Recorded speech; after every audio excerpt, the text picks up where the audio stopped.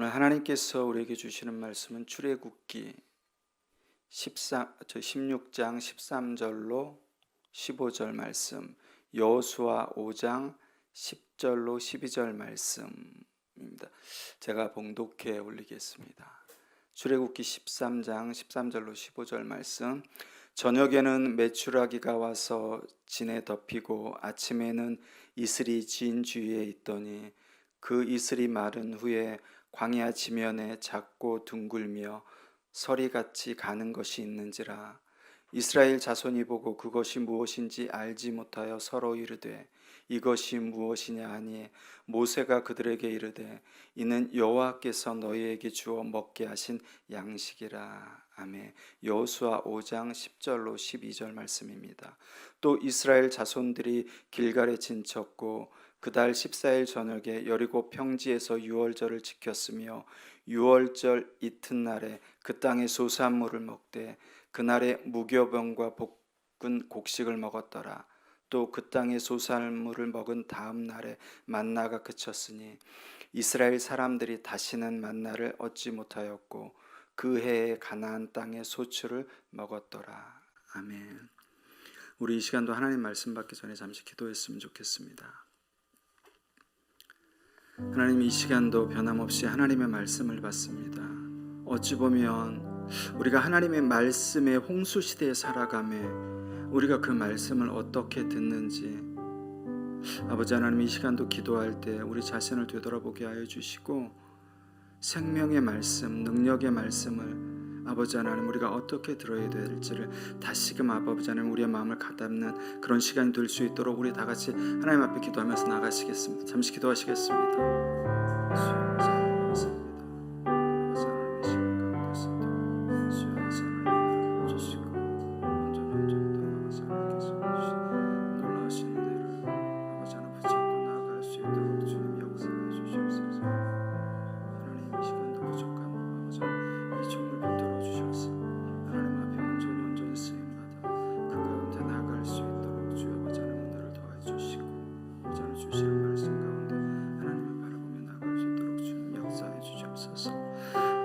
사랑과 공의 하나님, 오늘 이렇게 2024년 12월 버팀 정기 예배도 또한 하나님 앞에 올려드리게 하시니 감사를 드립니다. 우리를 구원하시기 위해 구원자로 이 땅에 오신 주님, 유대인들이 지금까지도 예루살렘 성전을 정경케 한 수전절인 한우카를 지키는 것처럼 다가오는 새해 모든 주님의 자녀들도 일상의 삶과 신앙 가운데서 자신의 정결함을 지켜나갈 수 있는, 그래서 더욱더 주님의 자녀로서 하나님 앞에 나아갈 수 있는 은혜를 아버지 하나님 내려주시기를 간절히 소원합니다. 주님, 종교인 만큼, 교회만큼, 믿는 자만큼 이 세상에서 타락하기 쉽고 부패하기 쉬운 것도 없다는 것을 이 시간 고백합니다. 늘 주님을 의지하지 않고서는, 그 말씀을 붙잡지 않고서는 세상 시류에 이끌려 세상 사람들과 똑같이 살아갈 수 있음을 기억하게 하여 주시고, 오늘 아버지 하나님 다시금 우리를 되돌아보며 그 힘을 얻는 예배가 될 수 있도록 역사하여 주시옵소서. 감사하며 이 모든 말씀 우리 주 예수 그리스도의 이름으로 기도드렸사옵나이다. 아멘. 오늘 하나님께서 우리에게 주시는 말씀은 육의 양식과 영혼의 양식이라는 말씀 제목으로 말씀을 전하려 합니다. 아마 이 말씀 제목은 여러분들 많이 들으셨을 것입니다. 육의 양식과 영의 양식이라는 말씀 제목.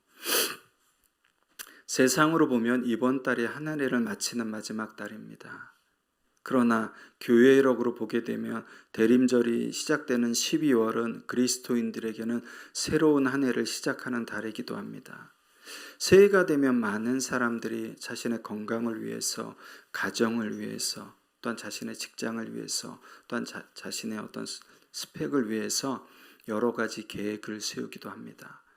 마찬가지입니다. 많은 그리스도인들이 새해를 맞이하게 되면 신앙적인 부분에서 성경을 읽는 부분부터, 또한 기도하는 부분부터 많은 계획을 세워놓고 있습니다. 이 말을 바꿔 말씀드리며 믿는 사람들이든 믿지 않는 사람들이든 새해 자신에게 채워져야 할 것이 무엇인지 다 알고 있다는 의미입니다. 즉 지나간 시간 가운데 올 한 해 가운데 되돌아보며 나에게 부족했던 것이 무엇인지, 내가 어떤 것에서 넘어지고 실패했는지를 정확하게 인지하고 있다는 말씀입니다. 그래서 그것을 기준으로 새해 자신들의 계획을 세우게 됩니다. 오늘 말씀을 통해서 2024년 지나간 시간들 가운데 저와 여러분에게 부족했던 것이 무엇인지를 다시금 깨닫고 하나님께서 주신 믿음의 경주를 해나가는 새해가 되길 주님의 이름으로 간절히 축원합니다. 다들 저기 좀 보세요. 구름 기둥이 조금씩 움직이고 있어요. 이스라엘 백성이 어디로 가야 할지 인도하는 구름 기둥이 조금씩 움직이고 있었습니다. 이스라엘 백성들은 서둘러서 장막을 걷기 시작했습니다. 모세 또한 이스라엘 백성을 이끌고 엘림을 떠나 신광야로 이스라엘 백성들을 이끌고 나갔습니다. 성경은 그 시기를 애굽에서 나온 둘째 달 15일이라고 말하고 있습니다. 출애굽기 16장 1절 말씀입니다. 이스라엘 자손의 온 회중이 엘림을 떠나 엘림과 시내산 사이에 있는 신광야에 이르니 애굽에서 나온 후 둘째 달 15일이라. 아멘.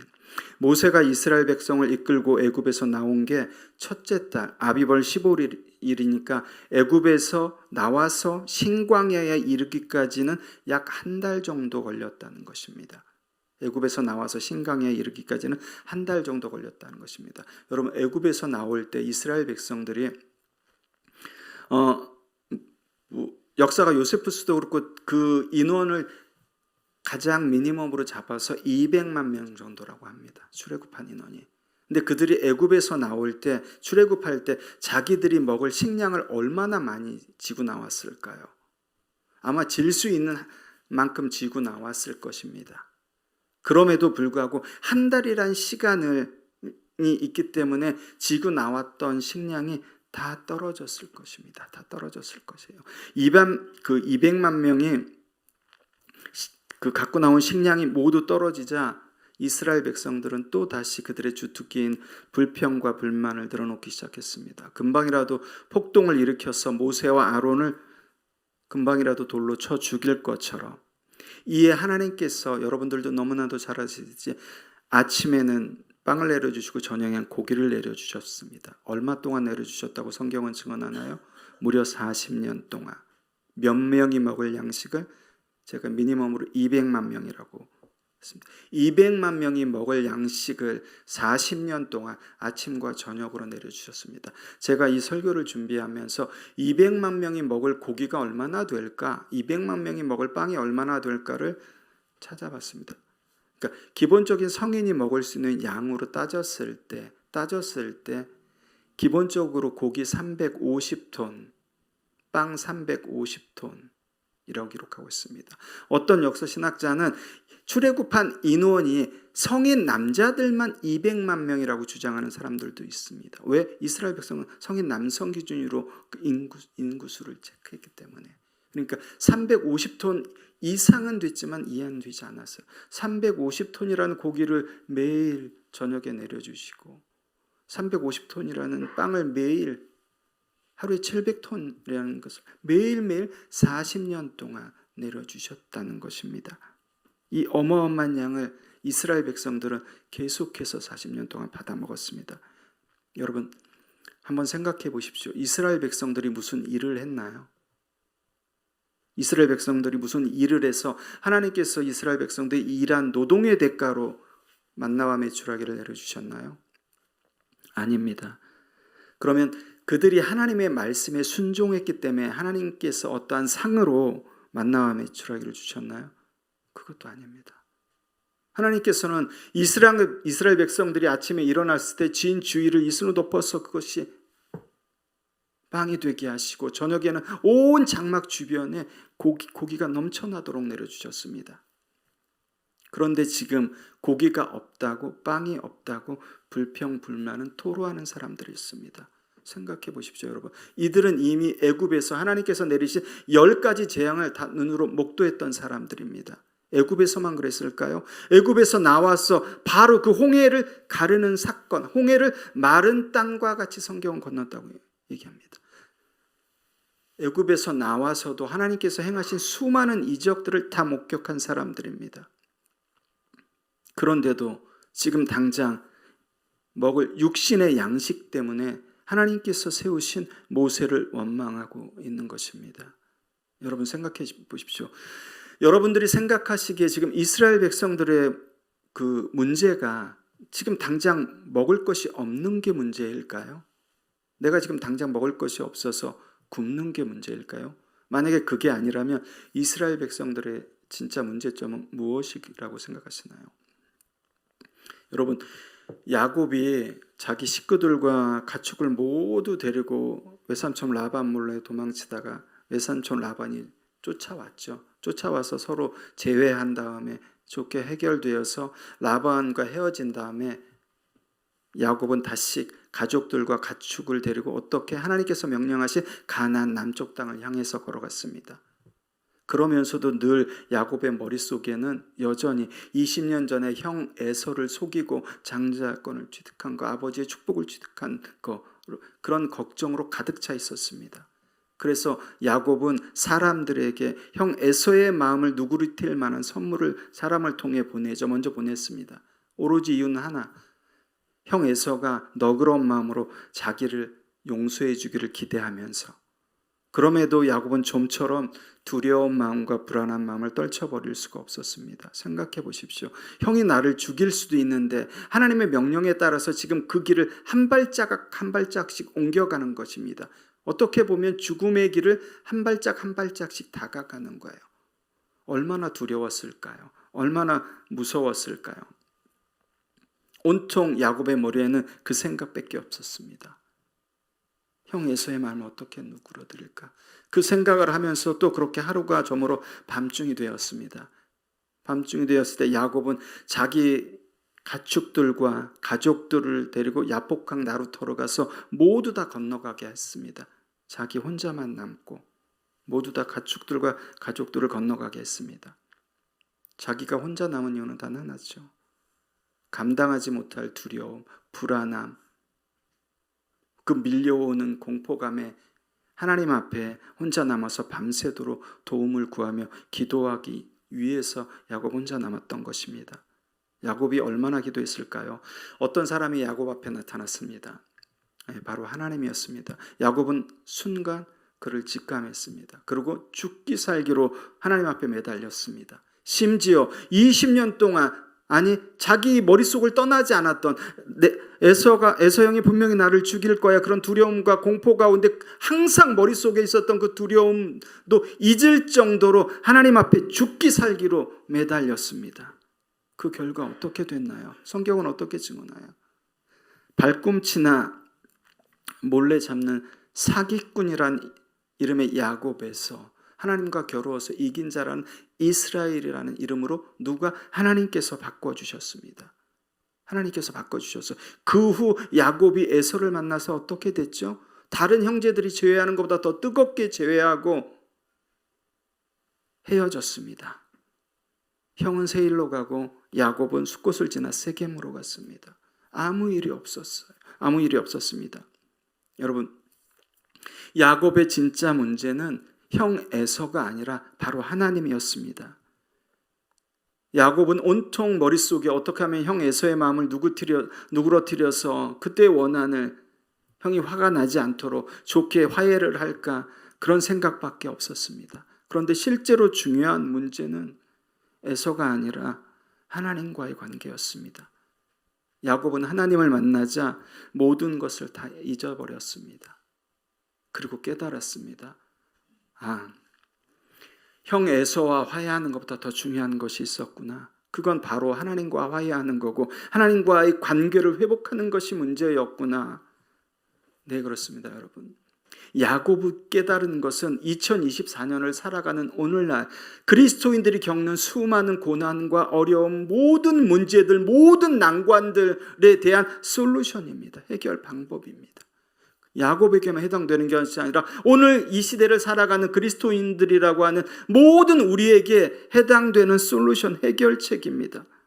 여러분, 우리가 계속해서 내 앞에 닥친 고난과 어려움과 또한 내가 감당 못할 큰 벽을 계속해서 바라보고 그것을 묵상하게 되면은 여러분, 우리는 거기에 매몰돼서 절대 헤어나올 수 없습니다. 절대 헤어나올 수 없어요. 내가 왜 이런 고난을 당하는지, 나에게 왜 이런 문제가 있는지는 생각지 않고 오로지 그 문제와 상황만을 바라보면서 하나님을 원망하게 되는 것입니다. 진짜 이유는 까맣게 잊어버린 채. 왜일까요? 왜일까요? 사탄은 우리에게 너가 처한 고난과 현실과 또한 삶의 무게라는 장벽에 우리가 매몰되기를 바라기 때문에, 원하기 때문에, 기독교 굉장히 유명한 변증가 C.S. 루이스, 그의 저서 스크루테이프에 보면은 가장 첫 번째, 가장 그리스도인들이 가장 많이 넘어지는 그 수법이 바로 이 수법이기에 C.S. 루이스가 가장 첫 번째로 그 수법, 악마가 사용하는 수법으로 처음으로 언급하고 있는 것입니다. 현실만을 바라보게, 상황만을 바라보게. 그래서 정작 중요한 일을 찾지 못하게, 하나님을 원망하게. 여러분, 저도 지금까지 살아오면서 2024년 12월만큼 정말 죽고 싶을 만큼 힘들었던 적은 없는 것 같습니다. 제가 이 말씀을 왜 드리냐면 저도 이 부분에 대해서 자유롭지 못하기 때문입니다. 보여지는 현실과 상황 때문에 사단의 밥이 되어서, 여러분, 목사인 제가 그런데 여러분들이 늘 말씀을 읽고 기도해야 되는 이유가, 내 말씀이, 오늘도 우리가 말씀을 받으면서 매번 버팀 예배 때 말씀을 받으면서 받기 전에 기도하는 이유는 딱 한 가지입니다. 딱 한 가지. 마지막 순간까지 그 마음을 사단이 빼앗아가지 못하도록 하나님의 말씀을 듣는 그 순간까지, 여러분, 우리에게 가장 중요한 것은 어떤 현실의 문제가 아니라, 지금 내 상황이 아니라 하나님과의 관계가, 하나님과 내가 어떤 관계를 지금 유지하고 있는지를 아셔야지만 그 문제점에 대한 답을 누가, 하나님께서 하나님의 방법으로 풀어가신다는 것을 꼭 기억하시기 바랍니다. 지금 이스라엘 백성들의 진짜 문제는 먹을 양식이 없다는 것이 아니었습니다. 제가 말씀드린 것처럼 하나님과의 관계가 진짜 문제였습니다. 이스라엘 백성들은 야곱처럼 죽기 살기로 하나님 앞에 매달리지도 않았습니다. 오로지 보여지는 떡에만 몰두하다 보니까 정말 정작 중요한 생명의 떡은 까맣게 잊어버린 것입니다. 생명의 떡은 보지 못한 거예요. 육신의 떡만 보다 보니까 정작 중요한 생명의 떡은 보지 못했습니다. 요한복음 6장 35절 말씀입니다. 예수께서 이르시되 나는 생명의 떡이니 내게 오는 자는 결코 줄이지 아니할 터이요 나를 믿는 자는 영원히 목마르지 아니하리라. 아멘. 여러분, 하나님께서는 사랑하는 당신의 자녀를 절대 줄이지 않습니다. 하나님께서는 사랑하는 당신의 자녀를 절대 어려운 가운데 내버려 두시지 않습니다. 이건 김병문 목사의 말이 아니라 하나님의 말씀이에요. 하나님의 말씀을 믿고 나가셔야 되는데 그게 여러분 녹록지 않아요. 쉽지 않다는 것입니다. 조금만 내 연약한 부분이 사단에게 노출되면 여차없이 사단은 그 부분을 계속해서 여러분의 영혼에서 피가 흘러도 아랑곳하지 않고 계속 그 부분을 건드릴 거예요. 계속 그 부분을. 출애굽한 후 40년 동안 살았던 이스라엘 백성들, 여러분, 그들에게 복음이 무엇일까요? 여러분, 우리가 제가 어느 교회에서 잠시 나눌 일이 있어서 나눴는데 거기 이렇게 나누다 보니까 권사님들도 장로님들 이렇게 얘기하시다가 믿음에 대해서, 은혜에 대해서 본인이 생각하는 걸 말씀하시는데 다 맞는 거예요, 여러분. 다 맞는 겁니다. 여러분, 믿음을 한 가지로 정의할 수 있을까요? 은혜를 한 가지로 정의할 수 있을까요? 하물며 복음서도 각 관점에서 다 다르게, 같은 사건을 다 다른 관점에서 보는데 여러분, 여러 가지로 정의할 수 있습니다. 여러 가지. 내 것만 맞는 것이 아니라 하나님께서 나에게 주신 믿음, 하나님께서 나에게 주시는 은혜. 여러분, 출애굽한 후 40년 동안 광야 생활하는 이스라엘 백성들에게 복음은 무엇이었을까요? 그건 간단. 하나님께서 말씀하시죠. 하나님 말씀에 순종해서 약속의 땅에 젖과 꿀이 흐르는 가나안 땅에 들어가는 것. 그게 이들에게는 복음이었습니다. 그런데 어떻게 됐나요, 여러분? 어떻게 됐나요? 여호수아와 갈렙만 빼고 광야 1세, 출애굽 1세대들은 다 죽었지요. 모세는 조금 더 오래 살았습니다. 이유는 단 하나. 다음 세대에게 율법을 가르치기 위해서 다른 사람들보다 조금 더 오래 살았지만 동일하게 가나안 땅에 들어가지 못했어요. 다 죽었습니다. 여호수아 갈렙. 그 이유는 단 하나. 하나님께 불순종했기 때문에, 하나님의 언약의 약속을 믿지 못했기 때문에. 그 이유는 너무나도 간단합니다.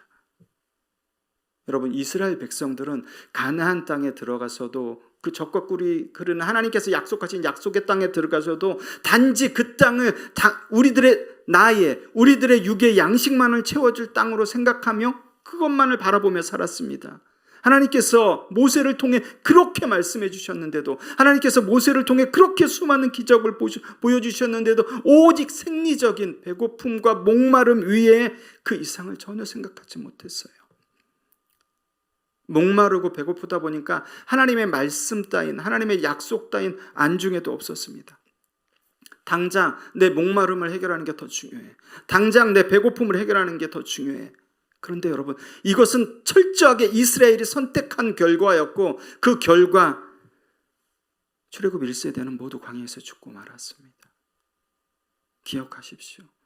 우리가 내 생리적인 목마름과 배고픔만을 찾아 나갈 때, 하나님께서 주신 그 이상의 것을 보지 못할 때, 그것은 철저하게 우리가 선택한 결과이며 그 결과가 어땠는지 성경은 얘기하고 있습니다. 여러분, 우리가 살아가는 세상은 넘쳐나는 재앙과 난데없이 일어나는 수많은 일들, 이 일들이 절대 우연히 일어난 것이 아닙니다. 이 지구상의 재앙과 또 수많은 어떤 범죄들 같은 게 우연히 일어나는 것이 아닙니다. 그것은 여러분, 우리가 선택한 결과예요. 아니라고요? 저와 여러분들의 생각과 마음이 그대로 이 사회 가운데 노출돼서 그것이 그 결과로 나타난 것입니다. 여러분, 우리 개인도 마찬가지입니다. 하나님을 믿는 자로서 하나님을 밀쳐내고, 하나님을 뒤에 가 계세요. 하나님을 밀쳐내고 내가 지금 왜 이렇게 살아가는지, 내 삶이 왜 이것밖에 안 되지? 그럼 내가 어떻게 살아야 되지? 라는 해답은 결코 얻을 수가 없습니다. 하나님을 뒤에 밀어놓고 이 질문에 대한 해답을 얻을 수 없는 우리는 온갖 세상에서 밀려오는 수많은 정보들, 우리도 분류가 안 되는 수많은 정보들에 휩쓸려서 마치 키가 없는 배가 표류하듯이 거기에 표류하는 거예요. 거기에 표류하는 거예요. 특히나 지금 우리나라 탄핵 전국에서 여러분, 그리스도인들의 모습을 보세요. 여러분, 세상의 수많은 정보들 가운데 맞는 것도 있고 틀리는 것도 있지만 우리는 하나님을 믿는 자들이에요. 그럼 우리의 기준이 되어야 되는 게 무엇일까요? 하나님의 말씀이에요. 하나님이 뒤가 아니라 하나님이 언제나 내 앞에 계셔야 되는 거예요, 여러분. 하나님이 언제나 내 앞에 계셔야 되는 것입니다. 하나님의 말씀을 상황과 환경에 따라서 자기가 자의적으로 해석해서 아무데나 갖다 붙여서 해석하면 그건 굉장히 무서운 벌입니다. 무서운 거예요. 목사나 성도나 똑같습니다. 그건 똑같아요. 하나님께서 전혀 그런 뜻으로, 제가 말씀드리지만 성경은 앞뒤 문맥이 있습니다. 여러분. 그 문맥 가운데서 주어지는 말씀이기 때문에 문맥이랑 전혀 상관없이 그 말씀만 따다가 굉장히 무서운 것입니다. 하나님의 이름을 망령되이 일컫는 거예요, 여러분. 굉장히 무서운 것입니다. 우리가 이 세상의 잘못된 정보에서 휩쓸리지 않고 온전히 표류하는 배처럼 떠돌지 않고 배의 키를 온전히 잡고 가기 위해서는 내 안에 내주하시고 나와 함께 하시는 성령 하나님을 의지하여서 늘 하나님의 말씀 가운데, 기도 가운데 세워지셔야 됩니다. 여러분, 복음은 궁극적으로 구원의 길을 전하고 가르쳐줌으로써 다른 사람의 생명을 살리는 것입니다. 그리고 그 통로로 살아가는 삶이 증인으로서 살아가는 삶이에요. 여러분, 사마리아 땅끝까지 가서 주님의 복음을 전하는 것도 증인으로서의 삶이지만 그것보다 훨씬, 이건 비교도 안 될 거 훨씬 중요한 것은, 훨씬 더 중요한 것은 내가 복음을 주위에 전하고 가르치는 것, 다른 사람의 생명을 살리는 것인데 이 다른 사람의 생명을 살리기 위해서는 뭐라고요? 내가 그 통로가 돼야 되는데 어떻게? 믿음의 삶으로 살아갈 때 그 통로가 되는 거예요. 증인으로서 삶을 사는 거예요. 사도행전 20장에 바울이 얘기하잖아요. 내가 복음을 증언한 일을 마치기 전에, 마치기까지 내 생명까지도 아깝지 않다고 얘기하잖아요. 그게 여러분 증인으로서 살아가는 삶입니다. 하나님께서 여러분에게 허락하신 그 자리에서, 하나님께서 여러분에게 허락하신 그곳에서 증인으로서의 삶을 살아갈 때 이 세상 어떤 곳에서 복음을 전하는 것보다도 비교도 안 될 증인의 삶을 살아가는 거라고, 하나님께서 가장 기뻐하시는 삶이라고 저는 단언코 말씀드릴 수 있습니다. 여러분 2024년을 마치면서 지난 한 해를 뭐 다 뒤돌아보셨을 줄 압니다. 그러면 송구영신 때도 또한 지난 한 해를 다 뒤돌아보실 줄 압니다. 내가 육의 양식만을 따라서 한 해를 살아왔는지, 내가 영의 양식만을 따라서 한 해를 살아왔는지는 다른 사람은 아무도 모릅니다. 하나님과 나는 알고 있습니다. 만약에 여러분 내가 육의 양식만을 위해서 한 해를 살아왔다면 다가오는 새해에는 영의 양식을 위해서 주님 앞으로 달려나갈 수 있는 주님의 도우심을 구하는 한 해가 되기를 간절히 여러분 주님의 이름으로 부탁드립니다. 만약에 내가 영의 양식만을 위해 2024년 한 해를 달려왔다면 2025년 새해에는 더욱더 단단한 음식을 먹을 수 있도록, 믿음에 세워질 수 있도록 그렇게 달려가기를 기도하는 저와 여러분들이 되길 소원합니다. 여러분 새해에는 우리의 일상의 삶에서 좀 더 화려해 보이는 일, 실제로 나에게 많은 유익과 이익을 주는 일이 있을지라도 그것이 본질이 죄라면 이제는 과감히 버리셔야 돼요. 버리셔야 됩니다. 아무리 화려해 보이고 사람들이 많이 모이고 사람들이 쫓아갈지라도 그 본질이 죄라면 그곳에서 떠나셔야 되고, 아무리 많은 나에게 이익이 생기고 나에게 권력이 생기고 명예가 생길지라도 본질이 죄라면 버리셔야 되는 거예요. 반대로 내 삶의 무게 때문에 2025년도 더 힘들어지고 고난도 많지만 또 어려움도 많지만 지금 내가 걸어가는 그 길이 진리의 본질적으로 진리의 길이고 선한 길이고 생명을 살리는 길이며, 여러분 엉금엉금 기어서라도 그 길을 걸어가셔야 됩니다. 여러분 우리가 본질을 잊고 살 때가 굉장히 많아요. 우리가 무엇을 하는데 그 무엇에 취해서 무엇에 시선을 뺏겨서 정작 본질이, 우리가 무엇을 하려고 했지? 지금 뭐 하려는 것이지? 그 본질을 잊는 경우가 굉장히 많습니다. 여러분 본질이 하나님께서 말씀하신 진리라면 당연히 여러분과 저에게 고통이 따를 거고 어려움이 따를 것입니다. 그래도 그 길을 걸어가셔야 됩니다. 걸어가셔야 돼요. 그렇게 걸어가실 때 하나님께서 여러분들에게 빛으로 소망의 빛을 비춰주시며 또한 그 소망의 빛을 보고 여러분들이 성령 하나님께서 이끄신 대로 걸어가실 수 있는 것입니다. 그리고 우리가 그 길을 걸어가야 되는 가장 중요한 이유는 우리가 그 길을 걸어갈 때만 하나님과 바른 관계를 맺을 수가 있어요. 여러분 내가 하나님과 바른 관계를 맺지 않고서는 절대 다른 사람들과 바른 관계를 맺을 수 없어요. 그건 데코레이션 되는 관계지 절대 바른 관계가 될 수 없습니다. 나중에 후에 반드시 깨져요. 내가 다른 사람과 인간과 인간과의 관계일지라도 부부와 부부와의 관계일지라도 하나님과의 관계가 우선시되지 않고 바로 서 있지 않는 한은 절대 다른 관계를 맺을 수 없습니다. 제가 힘들었다고 하는 그 부분도 하나님과의 바른 관계가, 여러분 목사인 저도 그런데 여러분들 우리가 믿음의 경주를 하고 신앙으로 여러분 신앙인으로서 살아간다는 건 결코 쉬운 문제가 아닙니다. 결코 쉬운 문제. 그렇기 때문에 늘 점검하셔야 됩니다. 늘 내가 하나님과 어떤 관계가 있는지, 어떻게 하나님과 관계로서 세워져 가는지를 늘 점검하셔야 됩니다. 이후로도 이스라엘 백성들은 가나안을 향해 나가는 여정 가운데 여전히 불평하고 불만을 토로했습니다. 그럼에도 하나님께서는 변함없이 불평하는 그들에게 빵과 고기를 내려주셨습니다. 왜? 약속하신 게 있기 때문에. 그리고 그들은 드디어 요단강을 건너서 약속의 땅에 들어갔습니다. 여호수아 4장 22절 말씀입니다. 너희는 너희 자손들에게 알게 하여 이르기를 이스라엘이 마른 땅을 밟고 이 요단을 건넜음이라. 그리고 이스라엘 백성들은 하나님께서 약속하신 약속의 땅에 들어가서 그 땅에서 난 것을 먹은 다음 날 하나님께서 40년 동안 아침 저녁으로 내려주신 한 번도 쉬신 적이 없는 그 만나와 메추라기가 멈췄습니다. 여호수아 5장 12절 말씀입니다. 또 그 땅의 소산물을 먹은 다음 날에 만나가 그쳤으니 이스라엘 사람들이 다시는 만나를 얻지 못하였고 그 해에 가나안 땅의 소출을 먹었더라. 아멘. 이스라엘 백성들은 여러분 비록 보여지는 목마름과 육신적인 배고픔 때문에 불만과 하나님 앞에 원망을 토로했습니다. 근데 여러분 정말 중요한 게 있습니다. 그들이 하나님 앞에 불만과 원망을 토로했을지라도 그들은 결코 하나님께서 말씀하신 그 약속의 말씀에서 완전히 벗어나지 않았습니다.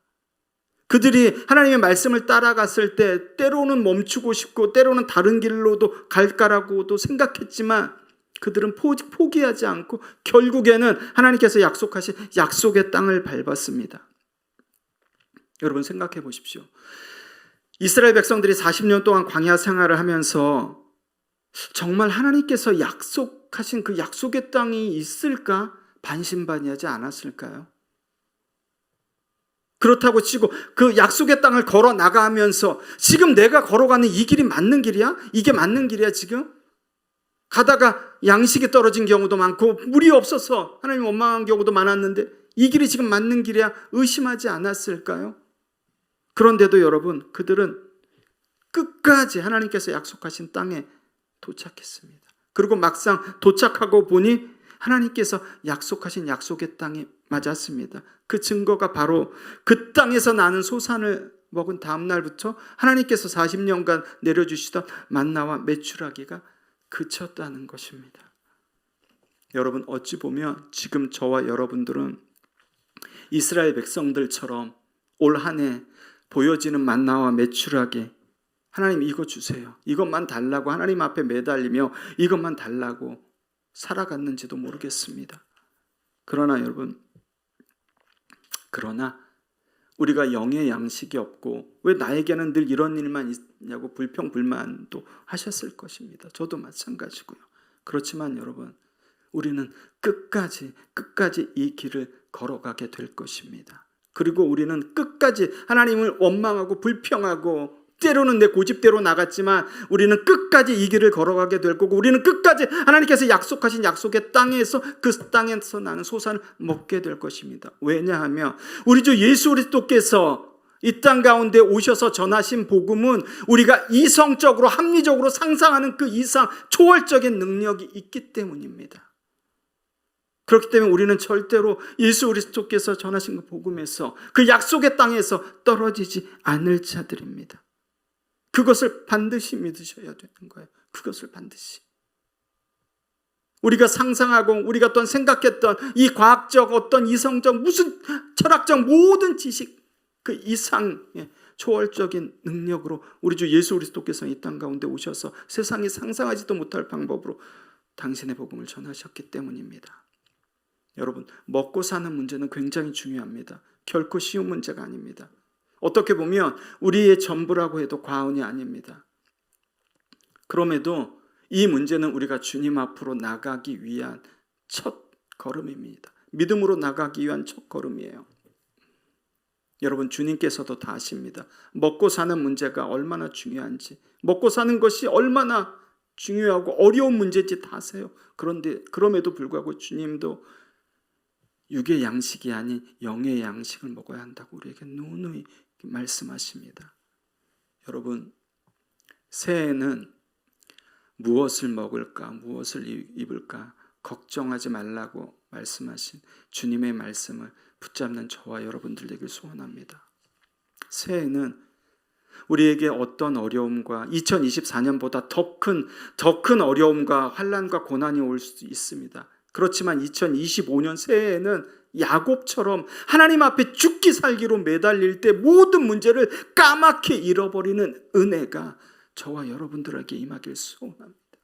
그럴 때 하나님께서 사기꾼이라는 야곱에서 하나님의 이긴 자라는 이스라엘로 야곱의 이름을 바꿔주신 것처럼 우리를 그러한 존재로 만들어주실 것이며 우리의 필요를 아시는 주님께서 더욱더 풍성한 것으로 당신의 방법으로 채워나가실 것입니다.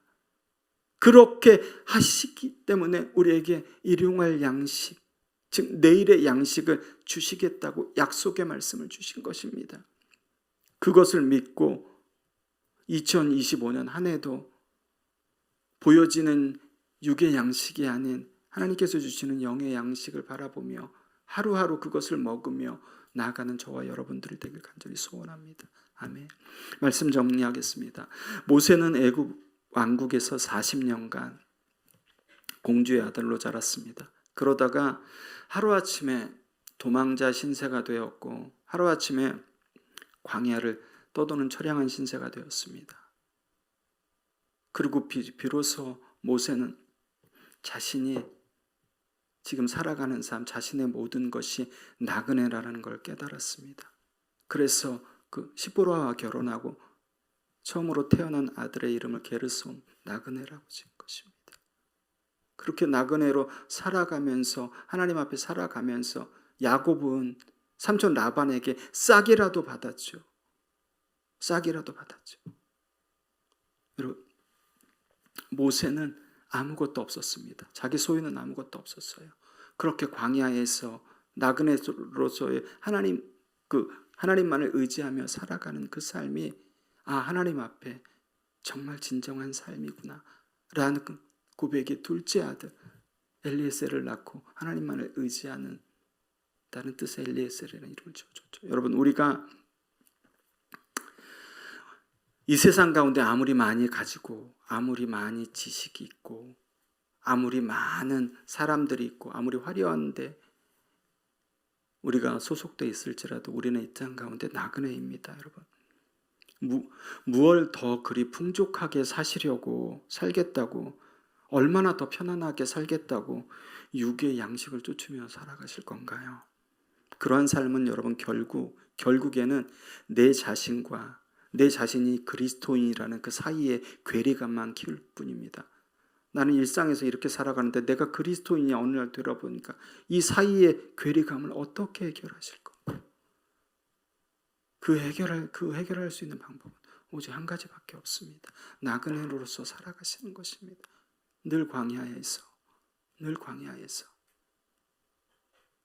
광야 같은 삶에서 여러분들이 그렇게 살아가실 때 날마다 내 영혼을 광야에서 만나와 매출하기로 하나님께서 먹이신다고 약속하시잖아요. 그리고 때가 돼서 약속의 땅에 들어가서 그 땅에서 나는 소산을 먹을 때 하나님께서 그치시게 하신다고 하시잖아요.